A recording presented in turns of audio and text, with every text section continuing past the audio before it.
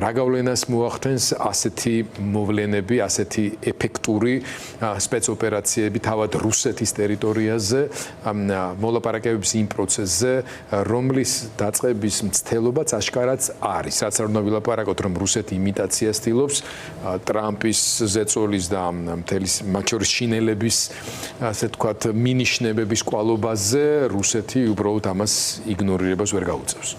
პირველ რიგში მოგესალმებით, ტელემაყურებელს მოგესალმები, მადლობა მოწვევისთვის, დიდება გმირებს და გამარჯვება უკრაინას და გამარჯვება საქართველოს.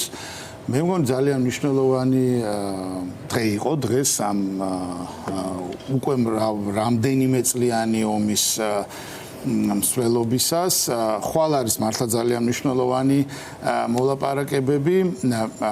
დღევანდელ დღეს რომ დაუბრუნდეთ, მე არ მგონია რომ ეს ოპერაცია უკრაინამ შეძლო და მხოლოდ თავისი ძალებით განახორციელა. მე მგონია რომ იქნებოდნენ სახელმწიფოები, რომლებიც ძალიან მნიშვნელოვან კონკრეტულ სადაზვერო ინფორმაციას ალბათ გააზიარებდნენ უკრაინასთან. არ ვიცი თუ უკრაინა წელიწად ნახევარი ამას მარტო ამზადებდა და მარტო განახორციელა, მაშინ უკრაინის სახით ჩვენ ყოლია ძალიან ძლიერი სახელმწიფო ყველა თვალსაზრისით საერთაშორისო ურთიერთობათა სისტემაში, მაგრამ მე მგონია რომ ამერიკის შეერთებულ შტატებსაც კი ასეთი ოპერაციის განხორციელებისას სჭირდება სხვა ქვეყნის სადაზვერო სამსახურების დახმარება, ამიტომ მგონია რომ ეს ოპერაცია ალბათ იყო სხვადასხვა სადაზვერო სამსახურების მინიმუმ ინფორმაციის გასვლის შედეგი. მე არ გამოურიცხავდი ალბათ არც ერთ სახელმწიფოს და თუ თქვათ დღევანდელ მოვლენას რაიმე გავლენა შეიძლება ჰქონდეს ხვალინდელ მოლაპარაკებებზე, თქვენ აღნიშნეთ რომ შეიძლება ეს იყოს რაღაც გზავნილი, მაშინ ეს გზავნილი მე ამ გზავნის პირველ რიგში განვიხილავდი სხვა დედაქალაქებიდან გზავნილად მოსკოვის მიმართულებით და შემდეგ განვიხილავდი ამას როგორც გზავნილს კიევიდან. თუ შეიძლება რომ დღევანდელ დღეს კონდეს გავლენა ხვალინდელ მოლაპარაკებებზე. ხვალინდელი მოლაპარაკებები არის მნიშვნელოვანი. მე მგონია რომ კი პუტინი ცდილობს რომ დრო მოიგოს, მაგრამ დროის მოგებასთან ერთად ის დროის სუნთქვასაც გრძნობს კეფასთან, იმიტომ რომ რუსეთის ეკონომიკური მდგომარეობა არ არის პუტინისთვის ყველაზე უფრო სასურველი.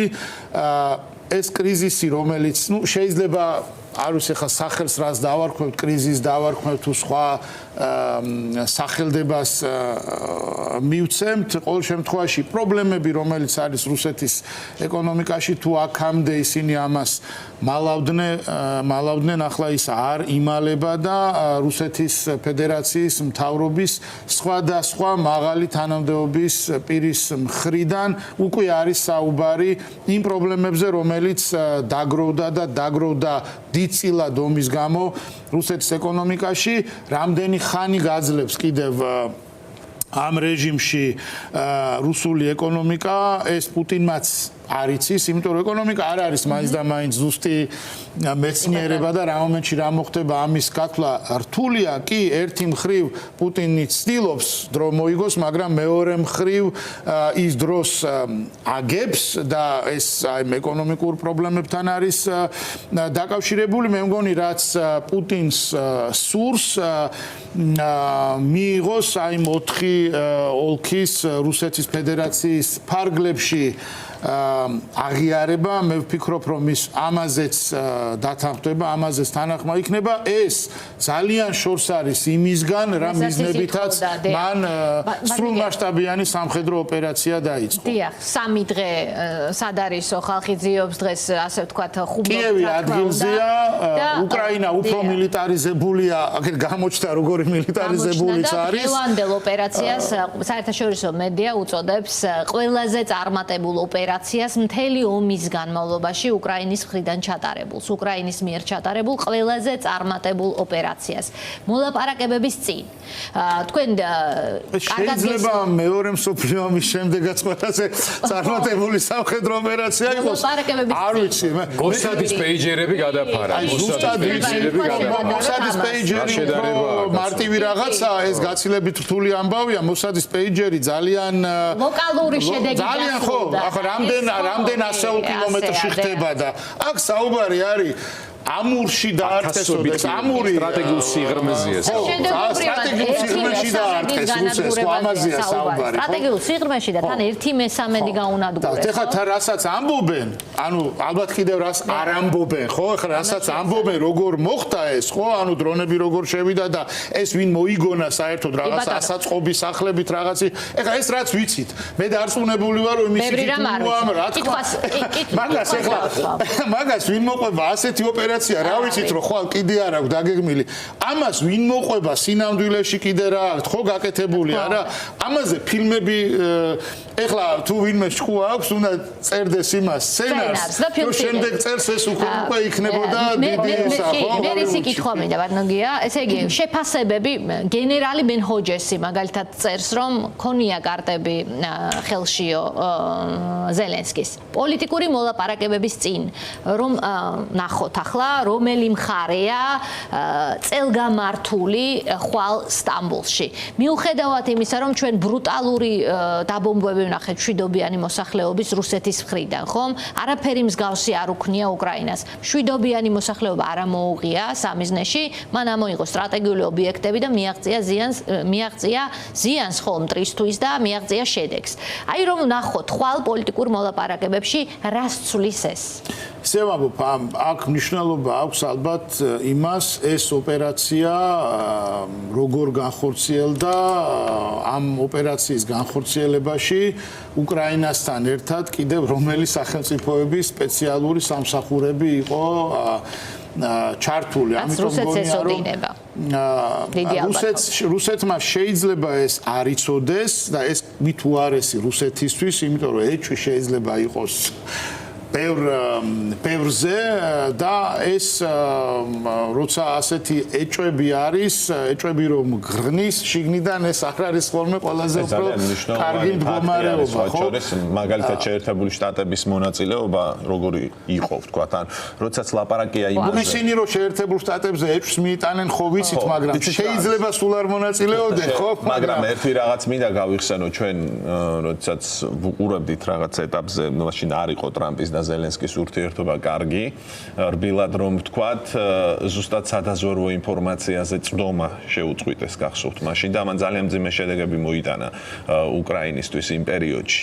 ამიტომ სადაზვერვო ინფორმაციას აქვს ნაწილობრივ დადასტურდა მხოლოდ სხერპლი იყო. ხო. ამიტომ სადაზვერვო ინფორმაციას ძალიან დიდი მნიშვნელობა. რატო ვამახვილებ ამაზე ყურადღებას? თუ კი ეს მსოფლიო დედაქალაქებთან, მათ შორის ვაშინგტონთან იყო რაღაც დონეზე შეთანხმებული, ეს კიდევ სხვა მასშტაბს აძლევს პოლიტიკური თვალსაზრისით. ანუ პუტინისა და ტრამპის ურთიერთობებში აძლევს სხვა მასშტაბს კიდევ. ხო, ანუ ამას ეს ეჭვის დონეზე დარჩება ყოველთვის, რუსები ალბათ ცდილობენ გაიგონ ეს იმ ფილმის სცენარში თუ გაიწერება, თორე ხა იმ ფილმის სცენარში სცენარისტი როგორც უნდა ისეთ სცენარს დადებს, იმიტომ ამას წინ უძღოდა გერმანიის განცხადება მერცის, რომ მოუხსნეს ყველანაირი შეზღუდვა შორეული, ასე ვთქვათ, იარაღის. ერთი დეტალია კიდე ეგეთი, რომ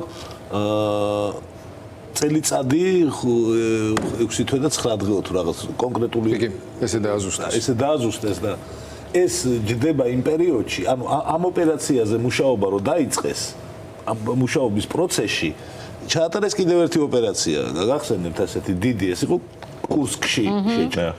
ხო და ამ ორ ინფორმაციაზე დაყრდნობით ხო უნდა ლოგიკურია ვიფიქროთ, რომ რაღაცა მიმდინარეობს, რა პარალელურად გაცილებით სხვა მასშტაბის ოპერაცია იყო. არ დაგვაუწყდეს, რომ პარალელურად რუსებს დაწყებული აქვთ სუმის მიმართულებით განსაკუთრებით ძალიან დიდი ძალები, დიდი მსხვერპლის ფასად შეტევა და იქ რაღაც მონაკვეთებზე წინაც წავიდნენ, მაგრამ მართლა სტრატეგიულ სიღრმეში მიიღეს დარტყმა. მე არ ვიცი ეს იქნა ხა არ არის აუცილებელი რომ ვიფიქროთ პირველ რიგში შეერთებულ შტატებზე სოფლიოში არის ძალიან ბევრი სახელმწიფო რომელსაც არანაკლები სიძლიერის სადაზვერვო სამსახური აქვს. მე მგონია რომ ასეთი ალბათ გერმანიაც უნდა იყოს, ასეთი ალბათ კი არა აუცილებლად არის შვედეთი, არის კიდევ უამრავი სხვა სახელმწიფო, ბრიტანეთი, ისრაელი, თურქეთი და ხა აქეთ არის კიდე ჩინეთი, ატომღაც ჩვენ ეს ქვეყანა არც ერთისკენ არის, არც მეორისკენ არის, თავისკენ არის და ამ ომზე სინამდვილეში ყველაზე მეტად ძლიერდება და ყველაზე მეტ სარგებელს ჩინეთი ნახულობს და ამიტომ არის ტრამპიც ასეთი მოწადინებული რომ ეს ომი როგორმე გაჩერდეს. ამიტომ მე მგონია რომ ეს ეჭვები რუსებს ეჭვებად დარჩებათ და ეს ოპერაცია საბოლოო ჯამში რა დაიგეგმა და როგორ ალბათ გავიგებთ შედეგია ამ წუთას ხო? შედეგები ვიცით და ეს თემა ნაწილობრივ მაინც აქ დროებით დავამწროთ რომ საქართველოს შიდა თემებზე გვინდა რომ ძირითადი დრო დაგვრჩეს, მაგრამ ზელენსკის მიმართვა იყო, მათ შორის გავრცელდა ფოტო ვერსიაც, სადაც ის ამ ოპერაციის ხელმძღვანელებს ხვდება, გასაგებია მისი პათოსი ამ შემთხვევაში, ჩამოთვლილი არის მიღწეული შედეგები, რამდენიმე დეტალიც, მაგალითად ის რომ 117 დრონი იყო გამოყენებული, ანუ 117 დრონი ტერიტორიულად იყო შეტანილი იქა და მისი გასაშვები მოწყობილობებით. ამავე დროს ზელენსკის ინფორმაციით ოპერაციის ოფისი ერთ-ერთის მდებარეობდა რუსეთის ერთ-ერთ რეგიონში პირდაპირ FSB-ს გვერდით. ესეც ძალიან საინტერესო დეტალია და 34%-ზეა მართლაც ლაპარაკი ამ სტრატეგიული ავიაციის განადგურების. სპეცრაზმი მოქმედებდა პირდაპირ რუსეთის ტერიტორიაზე, 1/13-ზე, დიახ, და ოპერაციის წინა დღეს უკრაინული სპეცსამსახურების თანამშრომლები, ვინც მონაწილეობდნენ ამ ოპერაციაში, უკლებლივ ყველა გამოიყვანეს რუსეთის ფედერაციის ტერიტორიიდან და ყველა არის უსაფრთხოდ. მის მიმართვაში აი ამ ნაწილში ბოლოს ის ამბობს ეს რაღაცას რომ უკრაინა გააგრძელებს და მიმართავს ყველა მეთოდს იმისთვის რომ პუტინს მიანიშნოს რომ ომის დასრულების დროა.